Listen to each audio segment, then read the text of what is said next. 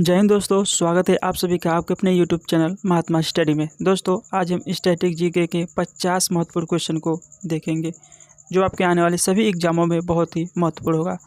तो आप लोग वीडियो को लास्ट तक जरूर देखिएगा। तो चलिए वीडियो को स्टार्ट कर लेते हैं। देख लेते हैं क्वेश्चन नंबर पहला। किस देश को उगते हुए सूरज की भूमि कहा जाता है? तो इसका सही जवाब है ऑप्शन बी, जापान को। जापान को उगते हुए सूरज की भूमि कहा जाता है। चलिए अगला सवाल देखते हैं। Question number 2। जैन धर्म के प्रथम तीर्थंकर कौन थे? तो इसका सही जवाब होगा ऑप्शन बी, ऋषभदेव। जैन धर्म के प्रथम तीर्थंकर ऋषभदेव थे। चलिए अगला सवाल देखते हैं। Question number 3। भारतीय संविधान में मौलिक कर्तव्य किस देश के संविधान से लिए गए हैं? तो इसका सही जवाब है ऑप्शन डी, रूस के। चलिए आगे बढ़ते हैं। देख लेते हैं क्वेश्चन नंबर 4। भारतीय संसद का निम्न सदन कौन सा है? तो इसका सही जवाब है ऑप्शन डी, लोकसभा। भारतीय संसद का निम्न सदन लोकसभा को कहते हैं। वहीं राज्यसभा को उच्च सदन कहा जाता है, क्योंकि निम्न सदन को भंग किया जा सकता है और उच्च सदन को भंग नहीं किया जा सकता है। तो इसका सही जवाब ऑप्शन डी हो जाएगा। चलिए आगे बढ़ते हैं। देख लेते हैं क्वेश्चन नंबर 5। त्रिपिटक ग्रंथ किस धर्म से संबंधित है? तो इसका सही जवाब है ऑप्शन बी, बौद्ध धर्म से। त्रिपिटक बौद्ध धर्म से संबंधित है। चलिए आगे बढ़ते हैं। बात करें क्वेश्चन नंबर 6 की। सेल्यूकस का राजदूत जो चंद्रगुप्त मौर्य के दरबार में आया था वो कौन था? तो इसका सही जवाब है ऑप्शन डी, मेगास्थनीज। सेल्यूकस का राजदूत जो चंद्रगुप्त मौर्य के दरबार में आया था वह मेगास्थनीज था। चलिए आगे बढ़ते हैं। बात करें क्वेश्चन नंबर 7 की। किस संविधान संशोधन को मिनी कॉन्स्टिट्यूशन कहते हैं? तो इसका सही जवाब हो जाएगा ऑप्शन डी, 42वां संविधान संशोधन को। 42वां संविधान संशोधन को मिनी कॉन्स्टिट्यूशन के नाम से भी जाना जाता है। चलिए आगे बढ़ते हैं। बात करें क्वेश्चन नंबर 8 की। संयुक्त राष्ट्र संघ महासभा की प्रथम महिला अध्यक्ष कौन थी? तो इसका सही जवाब है ऑप्शन ए, विजयालक्ष्मी पंडित। संयुक्त राष्ट्र संघ महासभा की प्रथम महिला अध्यक्ष विजयालक्ष्मी पंडित थी। चलिए आगे बढ़ते हैं। बात करें क्वेश्चन नंबर 9 की। किस सुल्तान ने अपनी राजधानी दिल्ली से दौलताबाद स्थानांतरित की थी? तो इसका सही जवाब है ऑप्शन सी, मोहम्मद बिन तुगलक। मोहम्मद बिन तुगलक ने अपनी राजधानी दिल्ली से दौलताबाद स्थानांतरित की थी। तो इसका सही जवाब ऑप्शन सी हो जाएगा। चलिए आगे बढ़ते हैं। बात करते हैं क्वेश्चन नंबर 10। शहीद ए आजम के नाम से कौन जाने जाते हैं? तो इसका सही जवाब है ऑप्शन सी, भगत सिंह। शहीद ए आजम के नाम से भगत सिंह जाने जाते हैं। चलिए आगे बढ़ते हैं। बात करें क्वेश्चन नंबर 11 की। किस धातु को चाकू से आसानी से काटा जा सकता है? तो इसका सही जवाब है ऑप्शन ए, सोडियम। सोडियम को चाकू से आसानी से काटा जा सकता है। चलिए आगे बढ़ते हैं। बात करें क्वेश्चन नंबर 12। इंसुलिन के द्वारा किस बीमारी का इलाज किया जाता है? तो इसका सही जवाब है ऑप्शन ए, मधुमेह। इंसुलिन द्वारा मधुमेह बीमारी का इलाज किया जाता है। चलिए आगे बढ़ते हैं। बात करें क्वेश्चन नंबर 13 की। कागज़ का आविष्कार किस देश में हुआ? तो इसका सही जवाब है ऑप्शन बी, चीन में। कागज़ का आविष्कार सर्वप्रथम चीन में हुआ। चलिए आगे बढ़ते हैं। बात करें क्वेश्चन नंबर 14 की। भारत में सशस्त्र बलों का सर्वोच्च सेनापति कौन होता है? तो इसका सही जवाब है ऑप्शन ए, राष्ट्रपति। भारत में सशस्त्र बलों का सर्वोच्च सेनापति राष्ट्रपति होते हैं। चलिए आगे बढ़ते हैं। बात करें क्वेश्चन नंबर 15 की। टेलीविज़न का आविष्कार किसने किया? तो इसका सही जवाब है ऑप्शन डी, जे.एल. बेयर्ड ने। टेलीविज़न का आविष्कार जे.एल. बेयर्ड ने किया। चलिए आगे बढ़ते हैं। बात करें क्वेश्चन नंबर 16 की। भारत की पहली महिला शासिका कौन थी? तो इसका सही जवाब है ऑप्शन बी, रजिया सुल्तान। भारत की पहली महिला शासिका रजिया सुल्तान थी। चलिए आगे बढ़ते हैं। बात करें क्वेश्चन नंबर 17 की। भारत की पहली महिला राज्यपाल कौन थी? तो इसका सही जवाब है ऑप्शन सी, सरोजनी नायडू। भारत की पहली महिला राज्यपाल सरोजनी नायडू थी। वो भी उत्तर प्रदेश की पहली महिला राज्यपाल थी। चलिए आगे बढ़ते हैं। बात करें क्वेश्चन नंबर 18 की। किस धातु का प्रयोग मानव द्वारा सबसे पहले किया गया? तो इसका सही जवाब है ऑप्शन डी तांबा। तांबा धातु का प्रयोग सर्वप्रथम मानव द्वारा किया गया था। चलिए आगे बढ़ते हैं, बात करें क्वेश्चन नंबर 19 की। किस विटामिन की कमी से खून का रुकाव बंद नहीं होता है? तो इसका सही जवाब है ऑप्शन ए विटामिन के की कमी से। चलिए आगे बढ़ते हैं, बात करें क्वेश्चन नंबर 20 की। संविधान के किस अनुच्छेद के तहत हिंदी को संघ की राजभाषा घोषित किया गया? तो इसका सही जवाब है ऑप्शन बी अनुच्छेद 343 के तहत। चलिए आगे बढ़ते हैं, बात करें क्वेश्चन नंबर 21 की। गोबर गैस में मुख्य रूप से क्या पाया जाता है?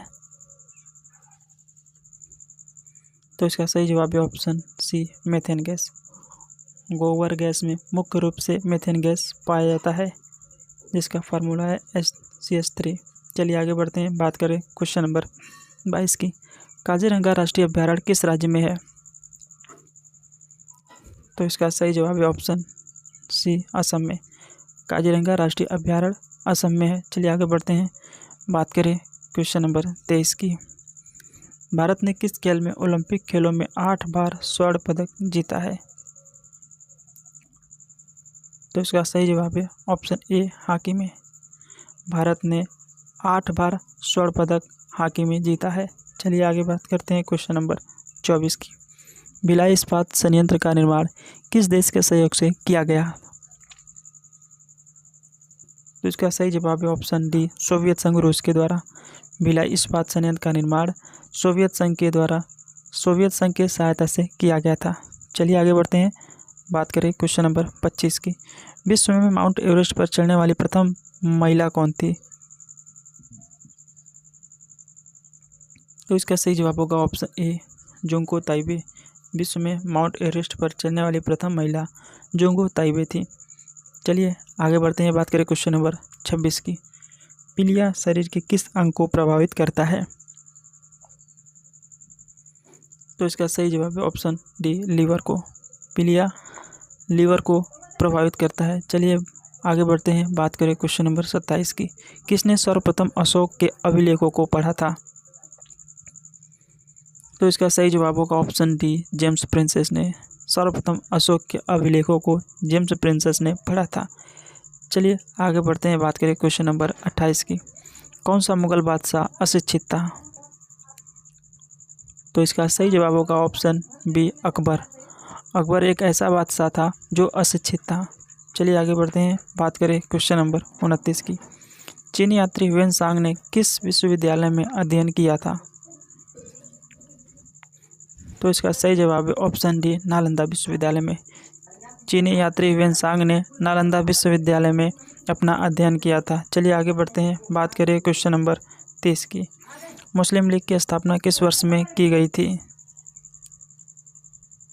तो इसका सही जवाब है ऑप्शन ए 1906 ईस्वी में। मुस्लिम लीग की स्थापना 1906 ईस्वी में की गई थी। चलिए आगे बढ़ते हैं, बात करें क्वेश्चन नंबर 30 की। दोस्तों क्वेश्चन रिपीट हो गया है, इसका सही जवाब 1906 ही हो जाएगा। चलिए आगे बढ़ते हैं, बात करें क्वेश्चन नंबर 31 की। निम्नलिखित में से कौन विश्व का सबसे बड़ा डेल्टा है? तो इसका सही जवाब होगा ऑप्शन सी गंगा ब्रह्मपुत्र का डेल्टा। चलिए आगे बढ़ते हैं, बात करें क्वेश्चन नंबर 32। शुंग वंश का संस्थापक कौन था? तो इसका सही जवाब होगा ऑप्शन सी पुष्यमित्र शुंग। शुंग वंश का संस्थापक पुष्यमित्र शुंग था। चलिए आगे बढ़ते हैं, बात करें क्वेश्चन नंबर 33 की। भारत के संविधान का 73वां संशोधन किससे संबंधित है? तो इसका सही जवाब है ऑप्शन सी पंचायती राज से। भारत के संविधान का 73वां संविधान संशोधन पंचायती राज से संबंधित है। चलिए आगे बढ़ते हैं, बात करें क्वेश्चन नंबर 34 की। अर्जुन पुरस्कार किस वर्ष शुरू हुए थे? तो इसका सही जवाब होगा ऑप्शन सी 1961 ईस्वी में। अर्जुन पुरस्कार 1961 ईस्वी में शुरू हुआ था। चलिए आगे बढ़ते हैं, बात करें क्वेश्चन नंबर 35 की। आईने अकबरी पुस्तक किसने लिखी? तो इसका सही जवाब होगा ऑप्शन बी अबुल फजल ने। आईने अकबरी अबुल फजल ने लिखी थी। चलिए आगे बढ़ते हैं, बात करें क्वेश्चन नंबर 36 की। कथक किस राज्य का शास्त्रीय नृत्य है? कथक किस राज्य का शास्त्रीय नृत्य है? तो इसका सही जवाब होगा ऑप्शन डी, उत्तर प्रदेश राज्य की।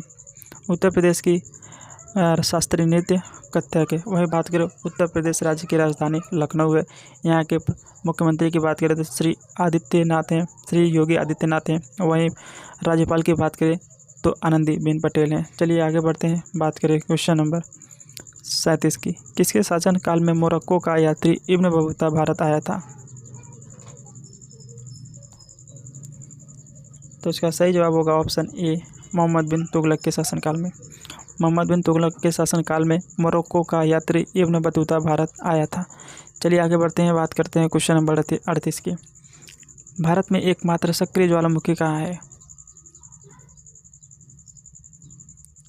तो इसका सही जवाब होगा ऑप्शन बी, बैरन द्वीप है। भारत का एकमात्र सक्रिय ज्वालामुखी बैरन द्वीप है, जो अंडमान निकोबार द्वीप समूह में स्थित है।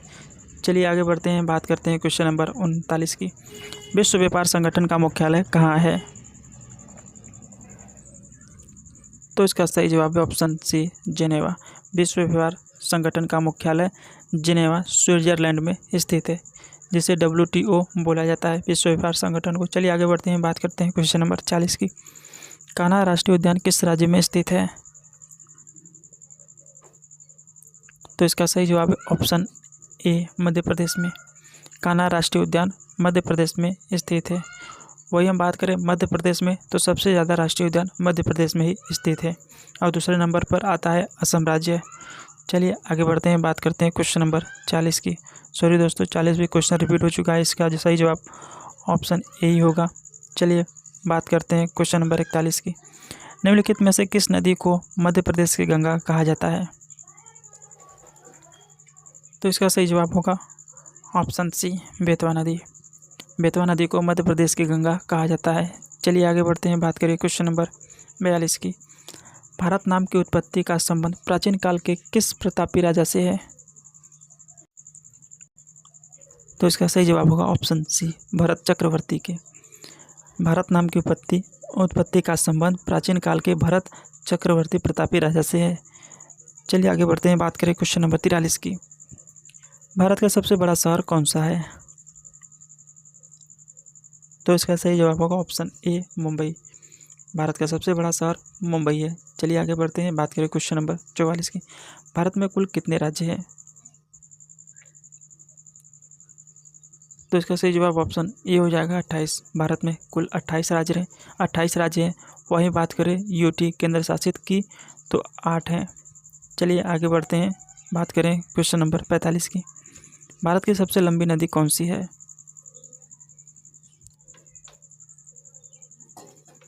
तो इसका सही जवाब है ऑप्शन डी, गंगा। भारत की सबसे लंबी नदी गंगा नदी है, जिसकी लंबाई 2525 किलोमीटर है। चलिए आगे बढ़ते हैं, बात करें क्वेश्चन नंबर 46। भारत की सबसे लंबी सुरंग कौन सी है? तो इसका सही जवाब है ऑप्शन ए, चेनानी नैसारी सुरंग। भारत की सबसे लंबी सुरंग चेनानी नैसारी सुरंग है। चलिए आगे बढ़ते हैं, बात करते हैं क्वेश्चन नंबर 47 की। भारत की सबसे ऊंची मूर्ति कौन सी है? तो इसका सही जवाब है option C, Statue of Unity. Bharat की सबसे ऊंची मूर्ति स्टैचू ऑफ यूनिटी है। वही बात करें स्टैचू ऑफ यूनिटी किसकी मूर्ति बनी हुई है? तो सरदार वल्लभ भाई पटेल की मूर्ति, जिसे स्टैचू ऑफ यूनिटी कहा जाता है। चलिए आगे बढ़ते हैं, बात करें क्वेश्चन नंबर 48 की। भारत में प्रथम महिला विश्वविद्यालय कब स्थापित हुआ था? तो इसका सही जवाब हो जाएगा ऑप्शन सी, 1916 ईस्वी में। भारत में प्रथम महिला विश्वविद्यालय 1916 ईस्वी में स्थापित हुआ था। चलिए आगे बढ़ते हैं, बात करें क्वेश्चन नंबर 49। भारत का प्रथम महिला विश्वविद्यालय है? तो इसका सही जवाब है ऑप्शन बी, SNTD महिला विश्वविद्यालय। भारत का प्रथम महिला विश्वविद्यालय SNTD महिला विश्वविद्यालय है। चलिए आगे बढ़ते हैं, बात करें क्वेश्चन नंबर 50 की। एशियाई खेलों में स्वर्ण पदक प्राप्त करने वाली पहली भारतीय महिला कौन थी? तो दोस्तों इसका जवाब आपको कमेंट बॉक्स में बताना है कि एशियाई खेलों में स्वर्ण पदक प्राप्त करने वाली पहली भारतीय महिला कौन थी। सो दोस्तों, ये रहा आज का सेशन आपको कैसी लगी, पसंद आए तो एक लाइक कर दीजिए और चैनल पर पहली बार विजिट किए हो तो चैनल को ज़रूर सब्सक्राइब करें। तो चलिए मिलते हैं अपने अगले वीडियो में, तब तक के लिए जय हिंद, जय भारत।